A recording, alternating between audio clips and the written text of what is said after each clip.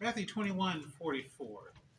It's going to be based on what I'm going to be speaking about tonight. Matthew 21:44, reading from the ESV.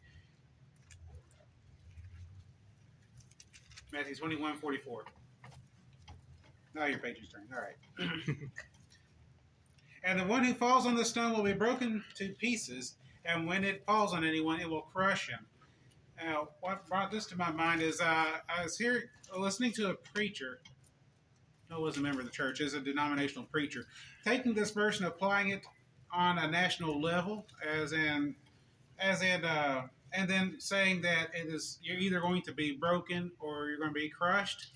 I thought, well, what does the scripture say about that? And okay, not really. This is kind of, this passage has some speaks to something else entirely. So first thing we have to consider is when we read this on and the one who falls on this stone, what stone? Well, you got to go back and see that it is talking about the stone that the builders rejected in verse 42 has become the cornerstone. This is the Lord's doing, is Mark's line. So we're talking about the cornerstone that was rejected.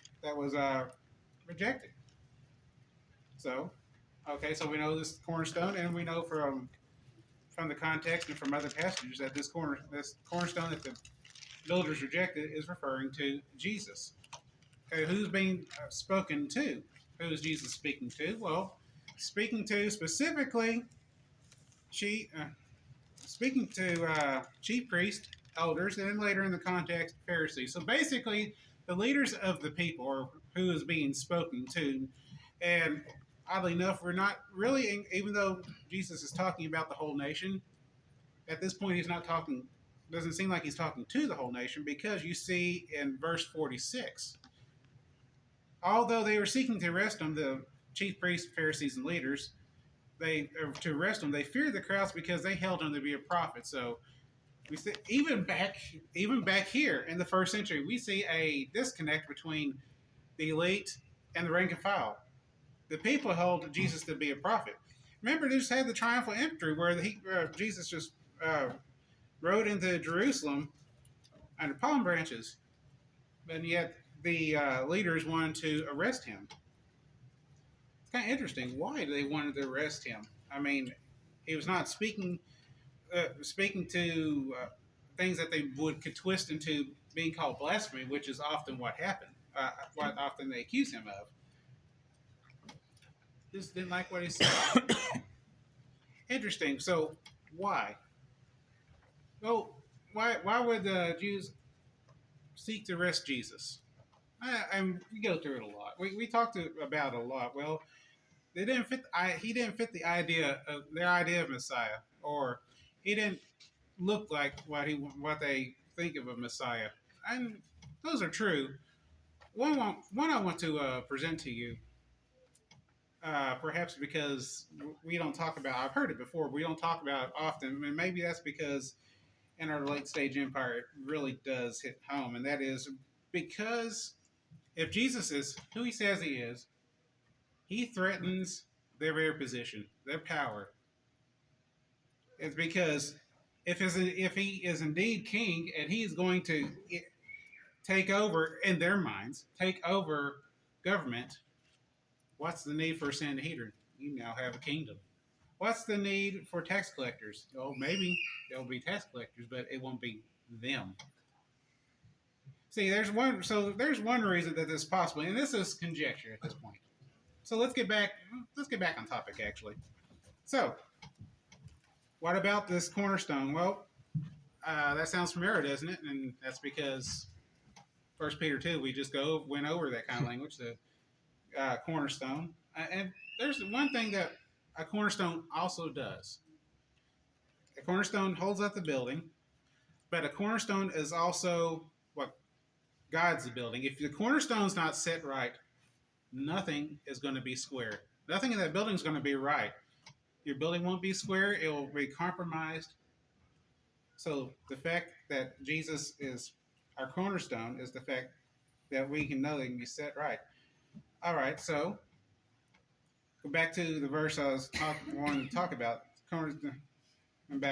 Excuse me, verse 44. And the one who falls on this stone will be broken to pieces, and when it falls on anyone, it will crush them.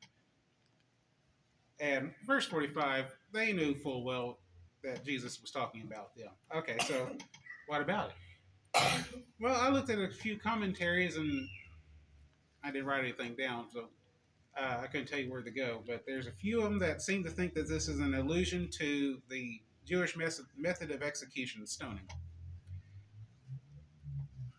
Considering the mixed company, we won't get into, but just basically falling on the stone, being broken in pieces, is not good.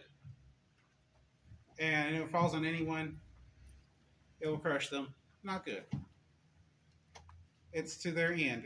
So if they reject the stone, the cornerstone, they will meet their end. Perhaps now we see why they sought their rescue.